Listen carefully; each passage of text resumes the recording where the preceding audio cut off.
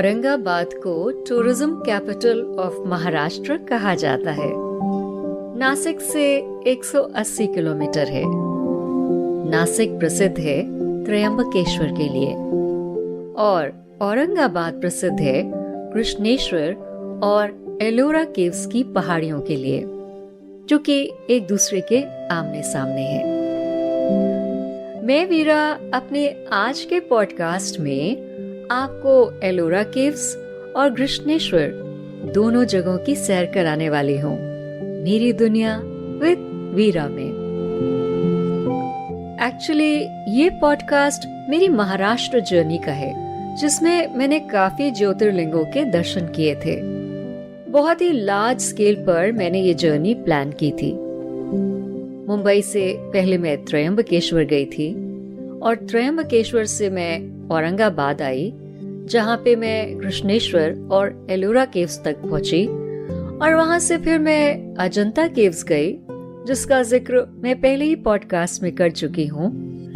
फिर वहां से मैं वापस औरंगाबाद आई और औरंगाबाद से परली बैजनाथ गई और परली बैजनाथ के दर्शन करने के बाद मैं वापस औरंगाबाद में आई और वहां से मैं शनि शिंगणापुर और भीमा शंकर के दर्शन करते हुए मुंबई वापस आ गई थी। और मुंबई से मैं गुजरात गई थी, जहां पर मैंने द्वारकाधीश और नागेश्वर धाम के दर्शन किए थे। मैंने बताया ना, ये जर्नी मैंने बहुत ही लार्ज स्केल पर प्लान की थी। तो जब मैं आपको अजंता ले जा चुकी हूँ, तो भला ये कैसे हो सकता है कि मैं आपको एलोरा केव्स में ना घुमाऊं?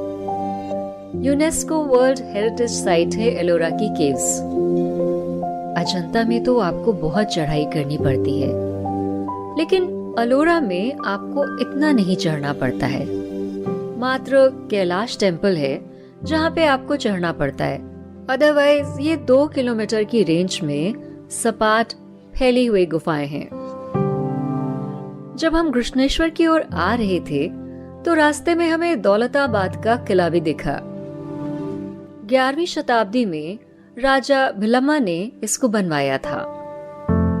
ये किला यादव डायनेस्टी का सबसे पावरफुल किला कहा जाता है।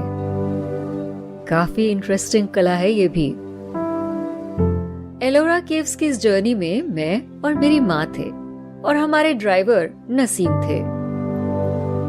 Ellora one of the largest rock cut monastery और टेम्पल केव कॉम्प्लेक्स कहा जाता है। 6ठी शताब्दी में बना हुआ है। यहाँ पर 12 बुद्धिस्ट केव्स हैं, जो कि साउथ में है। 17 हिंदू टेम्पल्स हैं, जो कि सेंटर में हैं, और 5 जैन टेम्पल हैं, जो कि नॉर्थ में है। इनमें सबसे इम्पोर्टेंट गुफा केव नंबर 16 है, जिसमें कैलाश टेम्पल है, जिसे ऊपर से नीचे तक तराशा गया है। 8वीं सदी में बना हुआ। हम नसीम साहब के साथ एलोरा केव्स सुबह 11 बजे ही पहुंच गए थे। 2 किलोमीटर तक ये सारी केव्स फैली हुई हैं। तो एक एक केव के अंदर उसे जाके देखना तो बहुत ही थकाने वाला अनुभव होता है, क्योंकि यहाँ पर भी गर्मी बहुत तेज होती है। तो हमने बर्फ का पानी पी पी करके किसी तरह से जो सबसे इम्पोर्टेंट केव्स थी उन्हें देखा। और फिर हम आ गए केव नंबर 16 पर। कैलाश टेम्पल है जहाँ पर। इस रॉक कट टेम्पल की खासियत ये है कि इसे ऊपर से नीचे तक तराशा गया है। 8वीं सदी का बना हुआ है। 4 मंजिलें हैं इस पे। और आपको पता है, ढेर सारे मोनोलिथ्स हैं, हॉल्स हैं, पिलर्स हैं, जिन पर बहुत ही बारीक काम किया हुआ है। विंडोज हैं, अनेक तरह के स्कल्पचर्स हैं, और सबसे फेमस स्कल्पचर्स हैं विष्णु और रावण के। इस टेम्पल की खासियत इसकी छतें भी हैं।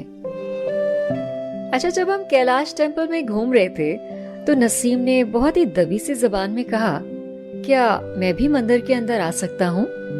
हमने मुस्कुराते हुए कहा, क्यों नहीं नसीम भाई, आप क्यों नहीं अंदर आ सकते हैं? आइए, आप, मैं और मम्मी हम तीनों साथ में मिलकर के इस मंदिर को देखते हैं। और फिर हमने एक एक कोना कैलाश टेम्पल का यानी केव नंबर 16 का देखना शुरू किया। वैसे इस पूरे कॉम्प्लेक्स में केव नंबर 10, केव नंबर 29, 32 ये भी बहुत फेमस हैं। इन सभी केव्स में हाथी, लोकल लाइफ, देवी देवता ये सारी चीजें बनी हुई हैं। अच्छा, पहाड़ से जो छतें बनाई गई हैं वो बिल्कुल छाते जैसी लगती हैं। और गुफा की दीवारों पर जो छोटी छोटी कहानियां हैं वो मेनली वॉर स्टोरीज हैं। छतों पर जो नक्काशी है वो बहुत ही बारीक है, छोटी छोटी फिगराइंस हैं। कैलाश टेम्पल पता है जैसे कटआउट वाली स्टोरी बुक्स होती है ना, वैसा ही लगता है। एक गलियारे में खड़े होकर जब मैं सामने का नजारा देख रही थी तो सोचा ये जो इतनी सारी खुदाई हुई है यहाँ पर, ये सारा पत्थर खुदने के बाद उसका बुरादा कहाँ गया। इनफैक्ट हर कंस्ट्रक्शन को देखकर मुझे यही लगता है कहीं ऐसा तो नहीं है कि ये जो अगल बगल छोटी पहाड़ियां हैं ये उसी बुरादे से बन गई हो। पता नहीं, ये काम तो आर्कियोलॉजिकल डिपार्टमेंट का है। मेरा काम तो सोचना है, देखना है और देखकर हर एक चीज को महसूस करना है। कैलाश टेम्पल में चढ़ना उतरना काफी पड़ता है, गर्मी भी बहुत तेज होती है, इसीलिए मेरी माँ तो बहुत थक गई। लेकिन मैंने उन्हें सलाह दी कि इतनी खूबसूरत जगह है, आप शेड में एक कोने में बैठ करके आराम कर लीजिए, तब तक मैं पूरा मंदिर देखकर आती हूँ और आपके लिए मैं फोटो भी खींच लाऊंगी ताकि बाद में आपको ये न लगे कि कोई चीज आपसे रह गई है। मम्मी को एक कोने में बिठा करके मैं कूदती फांदती हर मंजिल पर एक एक पिलर, एक एक स्ट्रक्चर और स्कल्पचर को देख रही थी। और एक बार फिर से मैं उसी शताब्दी में चली गई। बहुत ही खूबसूरत है ये जगह। नो वंडर इसे यूनेस्को ने हेरिटेज साइट बनाया हुआ है। आप भी कभी एलोरा केव्स जाइएगा तो वहां पर आप कैलाश टेम्पल में अच्छा खासा वक्त गुजारिएगा, क्योंकि यहाँ का एक एक पिलर अपने आप में कंप्लीट है। नंदी जी का जो स्कल्पचर है और नृत्य करते हुए जो शिव जी का स्कल्पचर है वो भी ऑसम है। तो एलोरा में लगभग 3-4 घंटे बिताने के बाद हम तकरीबन 1.5 किलोमीटर क्रॉस करके सामने की पहाड़ी जिस पर कृष्णेश्वर थे वहां आ गए। पर कृष्णेश्वर के दर्शन करने से पहले हमारा इरादा वहां पर रात गुजारने का था, तो हमने पहले एक होटल को तलाशना शुरू किया। वेरी फॉर्चुनेटली कृष्णेश्वर के जस्ट पीछे होटल कैलाश है। ये बहुत ही बड़े एरिया में बना हुआ होटल है और इसमें छोटी छोटी कॉटेजेस हैं, मतलब पक्की कॉटेजेस हैं जिसमें प्रॉपर वरांडा है, लाउंज है, 2 कमरे हैं और एक बहुत ही वेल फर्निश्ड बाथरूम भी है। तो हमने सबसे पहले अपना रूम बुक कराया कैलाश में, अपने सामान को चेक इन किया, रूम में थोड़ा सा सेट हुए, फिर फ्रेश हुए, शाम की चाय पी करके और फिर पैदल चलते हुए 200 मीटर की दूरी पर जो कृष्णेश्वर ज्योतिर्लिंग है, शिव जी का महान मंदिर है, हम वहां गए। ये मंदिर बाकी मंदिरों की तरह बहुत बड़ा नहीं है, ये छोटे से एरिया में ही बना हुआ है। पर जैसे कि हर ज्योतिर्लिंग की वाइब बहुत ही पावरफुल, बहुत ही स्ट्रॉन्ग होती है, उसी तरह से यहाँ की वाइब भी बहुत स्ट्रॉन्ग है। तो हम मंदिर के प्रीमाइसेस में जो छोटे छोटे चबूतरे बने थे, मैं और मम्मी वहां बैठ गए और हमने देर तक बैठकर एक दूसरे से बातें करी और सामने मंदिर को देखा। अब आप सोच रहे होंगे कि प्रीमाइसेस में बैठ करके बातें करी तो दर्शन क्यों नहीं किए? करे ना दर्शन। मुझे ज्यादातर मंदिरों में रात के दर्शन अच्छे लगते हैं, वो भी आरती के समय के। तो मैं इंतजार कर रही थी। प्रॉब्लम कोई थी नहीं, क्योंकि मंदिर के जस्ट पीछे ही हमारा होटल था। तो हम वॉक करते हुए वापस अपने होटल में जा सकते थे। वो एरिया भी काफी सेफ एंड साउंड था। एक्चुअली महाराष्ट्र में ये बात आपको माननी पड़ेगी कि लॉ एंड ऑर्डर काफी अच्छी कंडीशन में है। बहुत सारी फैमिलीज उस वक्त वहाँ पर प्रीमाइसेस में बैठी हुई थी और बच्चे इधर से उधर तक दौड़ लगा रहे थे।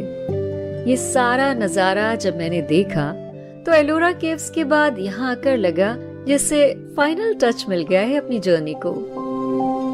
तो मंदिर में रात 9 बजे तक बैठने के बाद जब आरती टाइम हुआ तो वहाँ पर हमने आरती अटेंड करी और फिर हम धीरे धीरे वॉक करते हुए होटल कैलाश वापस आ गए। अब मैं आपको बताती हूँ कि नाइट का जो मैजिक है वो तो अब शुरू हुआ था। एक्चुअली होटल कैलाश एक काफी बड़े एरिया में है और उनके पास एक बहुत बड़ा गार्डन भी है जो कि अच्छे खासे ढंग से मेंटेन किया हुआ है।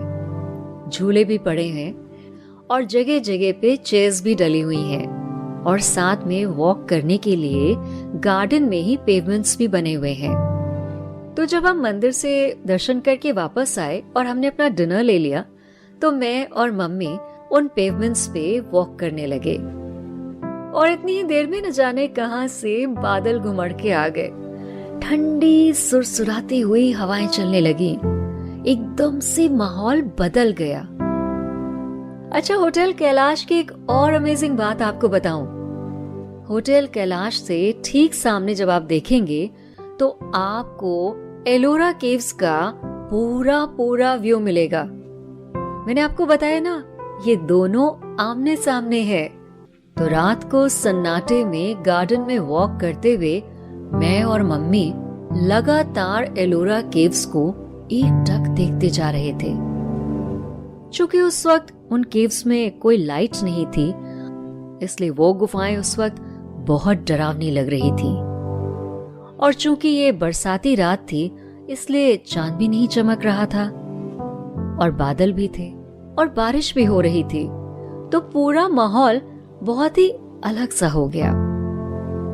थोड़ी देर वॉक करने के बाद मेरी माँ ने तो हार मान ली और कहा कि मैं तो सोने जा रही हूँ, बहुत थक गई हूँ। तो मैंने मम्मी को जाने दिया और मैंने अपनी वॉक को कंटिन्यू रखा। एक्चुअली आप जब अकेले वॉक करते हैं और किसी अननोन प्लेस पे वॉक करते हैं और जब आपके सामने इतनी लार्ज स्केल पर एक हेरिटेज साइट यूं सामने फैला होता है तो दिमाग में अनगिनत ख्याल आते हैं। अकेले वॉक करना रात में कॉन्टेम्पलेशन के लिए भी काफी अच्छा होता है। तो मैं भी गार्डन में नंगे पैर पानी में भीगती हुई वॉक कर रही थी, एलोरा केव्स की ओर देख रही थी, उस वक्त के माहौल में वापस जाने की कोशिश कर रही थी और मंदिर की घंटियों को बैकड्रॉप से सुन भी रही थी और साथ ही साथ उस पल को थैंक यू भी बोल रही थी कि हमारी जर्नी में हमें इतना खूबसूरत प्लेस मिला रुकने के लिए। पता है ना, आपकी कोई भी जर्नी तभी अच्छी होती है जब आपको नाइट स्टे के लिए एक बहुत ही परफेक्ट जगह मिलती है। तो मेरी कृष्णेश्वर एलोरा केव्स की विजिट के दौरान कैलाश होटल हमारा परफेक्ट प्लेस था, जहाँ पे हमें हर चीज परफेक्ट खाने पीने की भी मिली, रहने की भी मिली और वॉक करने की भी मिली।